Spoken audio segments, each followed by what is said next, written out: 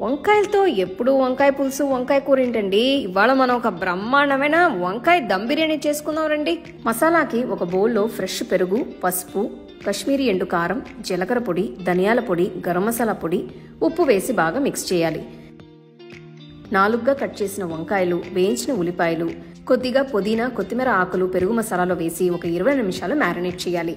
ఇప్పుడు ఒక పెద్ద పాత్రలో కొద్దిగా నూనె, నెయ్యి వేసి హోల్ స్పైసెస్ అంతా వేసిన తర్వాత దీంట్లో సన్నగా తరిగిన ఉల్లిపాయలు, అల్లం వెల్లుల్లి పేస్టు, పచ్చిమిర్చి పేస్ట్ వేసి ఒక్కసారి బాగా కలపాలి. పెరుగులో మ్యారినేట్ చేసి పెట్టుకున్న వంకాయల్ని వేసి ఒక 5 నిమిషాలు వేగనివ్వాలి. మంచి ఫ్లేవర్ కి దీంట్లో కొద్దిగా కొబ్బరి పౌడరు, జీడిపప్పుల పౌడర్ వేసి బాగా మిక్స్ చేయాలి. వంకాయలు వేగి వంకాయ మసాలా రెడీ అయిన తర్వాత తీసి పెట్టేసి ఇంకొక పాత్రలో నీళ్లు పోసి నాన్న బాస్మతి బియ్యం, కొద్దిగా ఉప్పు, కొద్దిగా హోల్ స్పైసెస్ వేసి బియ్యాన్ని ఒక 5 నిమిషాలు ఉడకనివ్వాలి. ఉడికిన అన్నాన్ని వడకట్టి పక్కన పెట్టుకోవాలి.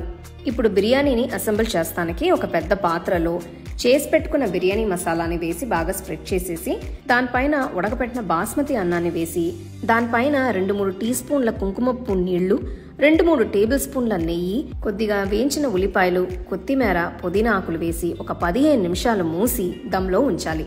15 నిమిషాల తర్వాత తెరిచి చూస్తే బ్రహ్మాండమైన వంకాయ దమ్ బిర్యానీ రెడీగా ఉంది.